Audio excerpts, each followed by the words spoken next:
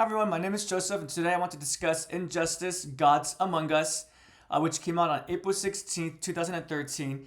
And the version I specifically want to discuss is the PS4 version, so I have the greatest hits copy. And the reason why it's still in the shrink wrap is because actually I got the digital version through PS Plus. So I own the digital version via PS Plus. But I'm the type of individual, if I enjoy a game, I like to have it physically represented in my collection.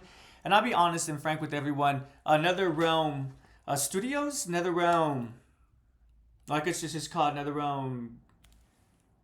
I do see something beneath it, but I'm not sure if it's studio or games. But the individuals who make Mortal Kombat and Injustice, they actually do a really fun and decent job with the plot, with the story. I'm in the middle of playing Mortal Kombat 9 on my PS3, and I actually did finish Mortal Kombat 10 on my PS4, and I'll probably eventually play it on my PS5 because I got the digital version for that since it was on sale. I didn't know if I was going to like those fighting games because I typically do not play fighting games, so I'm a fairly new individual when it comes to that genre as well, the fighting genre. And oh no, I have to say I really did enjoy this game. I did experience the story way back when because I was curious and fighting game with DC characters. How's that going to be? Then I heard how it supposedly had a plot, and I was curious about that. So I did watch it via Gamers Playground, the YouTube account, where they have all the cutscenes available for many games. And I enjoyed it when it first released. So this game came out quite a while back ago, 2013. So I probably watched that plot around 2014, 15. And then I finally decided to play Injustice because I beat Mortal Kombat, I think, either at the start of this year, 2023, or at the end of last year, 2022. And so because of that, I got interested in checking out the other fighting games. I was more intrigued in Mortal Kombat over Injustice at first because I felt like, well, since Mortal Kombat is a IP entirely devoted to fighting, that would be a quote-unquote better entry than Injustice. But then I kept hearing about how Injustice is actually, the mechanics for it is quite, sorry, because my cat thought she was going to knock something over.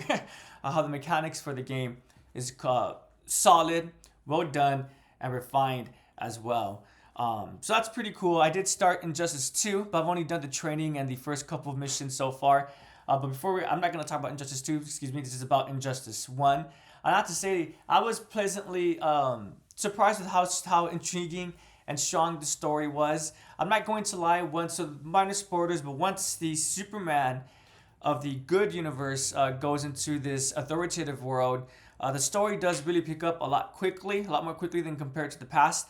Once Superman comes, one ends up fighting Doomsday, I believe. Excuse me, my cat's knocking things over. And let me go ahead and pick up my game as well and set that aside. She was just walking on top of it. With how fragile these new game cases are, I'm just concerned her little paws is going to leave an imprint upon the disc itself. Never mind. I sound probably very anal about this, but as one could tell, I like keeping my things looking quote unquote new. Anywho, or mint. Anywho, as I was saying, so once Superman came, the story really started going forward a bit more quickly than I would have liked it to. I think it would have benefited from maybe having more interactions between the Superman of Batman's good world and both Batman and also the characters from the good world and the authoritative universe.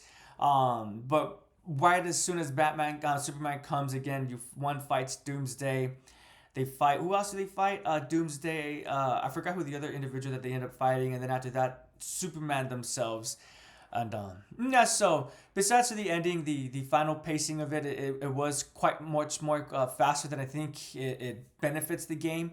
I think that broke the pacing a little bit. All in all, I would still probably play the story just for fun in the future, maybe in a higher mode. I didn't play on normal settings, normal/medium. I think it's called, at least in Injustice 2, it's medium, not normal. But in Injustice 1, I think it is normal. But anywho, or default, excuse me. But yeah, so would I recommend this game? That's a really great question. I'm an individual who also have this game since sometimes I do have guests over. I think it's always a lot more fun to have multiple options, not just racing games and first-person shooter games, but now one being me. Now I have an option for fighting games as well. I mean, I do have Super Smash Brothers, but that's obviously a different kind of fighting game compared to something like Injustice or even Mortal Kombat or BlazBlue. So I think it'll be dependent on the individual. If one is interested in a fighting game, if one is interested in a fighting game that actually has a plot, then yes, I would highly recommend this game. I think I would appreciate it even if I wasn't a DC fan. But obviously, if one is a DC fan, that obviously adds a little bit more to it. Um, would there be an instance where I wouldn't recommend it? I wouldn't recommend it for anyone who is not a fan of fighting games, anyone who doesn't really care about DC, obviously. But I'm going to assume if one is watching this video, they either do have an interest in those topics or those themes. And so, why would they be watching this to begin with, right? So, yeah, so when I say I don't recommend, I don't think that's not my personal opinion. I'm just saying that who would be the ones who wouldn't like these games? Those individuals. But would I recommend Injustice? Yes, I really would. It goes on sale quite often. If one is feeling like I don't want to buy a physical game for a fighting game, where it goes on sale quite often digitally on PSN and Xbox as well. And yeah, so when has any interest in it, I highly do recommend it. What are my plans for Injustice? When I say plans, I mean that am I planning on playing online? Am I planning on playing multiplayer against other individuals? I'll be frank with everyone. My answer to that is going to be no. So any fighting game reviews that's going to be on this channel, it's going to be coming entirely from the perspective as someone who plays mostly for the single player content. It's because of that I really do want to play Ultimate Marvel. I did play Ultimate Marvel 2 in the arcade cabinets, movie theaters, and stuff like that growing up. I never owned it when it got released on the PSN and Xbox Marketplace, Xbox Marketplace, I believe it's called. But I did own Ultimate Marvel 3 for a little bit. I won't lie, I only owned it because there was an individual who was into the series, so I was trying to get into it so I could play with them as well. But one aspect that I recall, I was going to say that I don't recall. One aspect that I do recall is how the story or the single player element wasn't really full, or in other words, there's a lot sparse. If one was not planning on doing multiplayer, there was really not much that one can do besides for like arcade, and that's really it. And yeah, so I've always heard about how NetherRealm Studios, NetherRealm Games, they add actual stories that although one might find silly, it actually still has a story that's actually trying. So I think when I say actually trying, I mean, again, actually having a plot and character arcs and things like that, right? Because within Injustice, again, spoilers, we have one of the bad individuals from the authoritative universe, the Flash, who ends up turning a new leaf. And in fact, even before the Flash, we also have Shazam, who's working with Superman, who starts questioning, well, maybe we are going too far, right? And he gets quote unquote punished for having that opinion. Superman kills him. So again, there's actually character arcs within this story. I think that's really cool. One would not really expect something of that nature in a story for a fighting game. With that being said, I guess even though I'm not planning on playing multiplayer, whenever I do get a hankering for something quick, something fast, I don't have any sports games. So whenever I want something, as I say, quick and fast, I think Injustice would be perfect for that. Go ahead and pick one's character and then move forward. I am going to seem really cliched. Who was my favorite character that I played with or that I played as?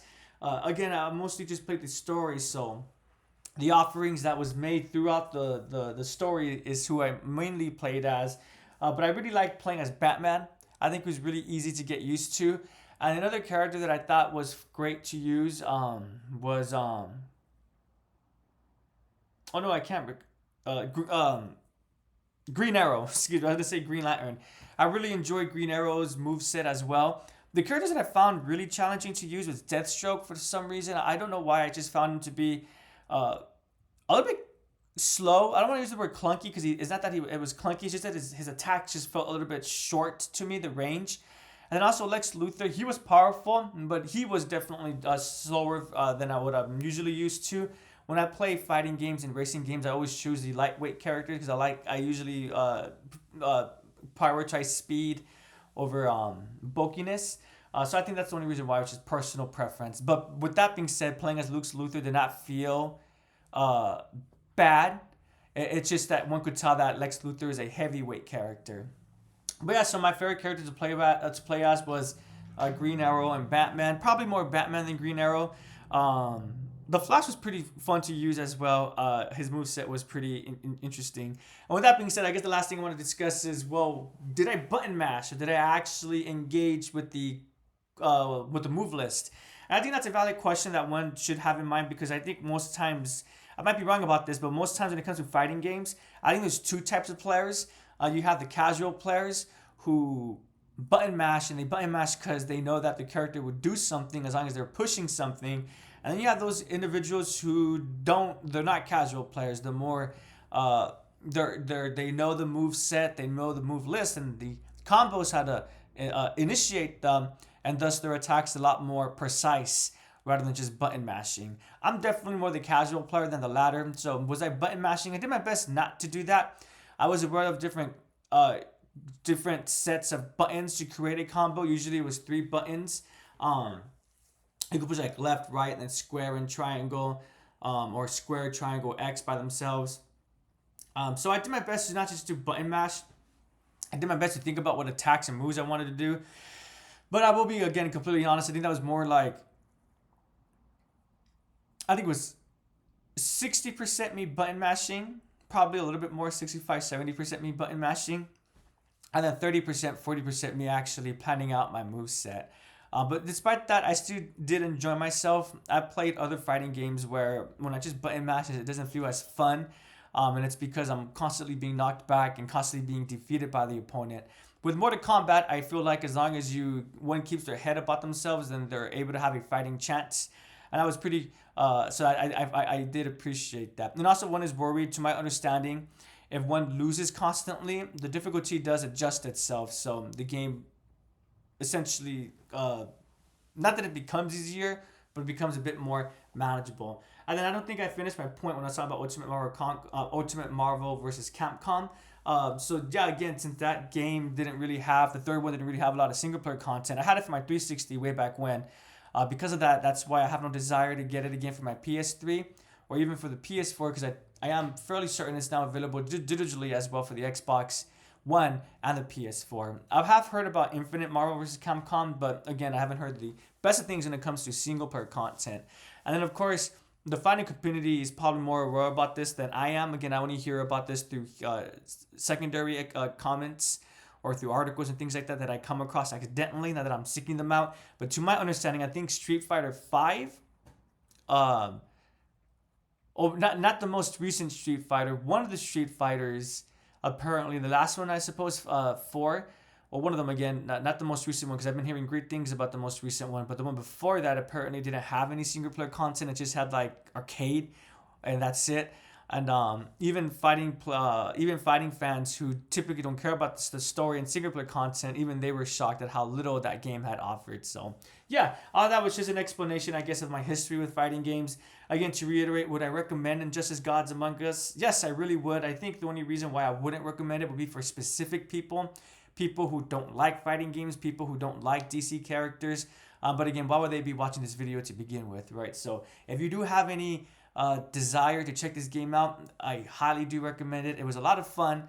The roster was varied. I guess I should list out for the PS4 version, the Ultimate Edition, the additional characters that one has is Batgirl, Martian Manhunter, and I'll be honest with everyone, I'm not the biggest comic book reader. I haven't read too many comics, but I recognize the characters, but unfortunately I wouldn't be able to say the names. I think this one in the middle is related to the League of Assassins. I might be wrong about that, though. I'm fairly certain that's Martian Manhunter and, of course, Batgirl. So, sorry, everyone. Excuse me if I disappointed anyone with my lack of comic knowledge. But yeah, thank you so much for watching. Have a great day, everyone, and take care.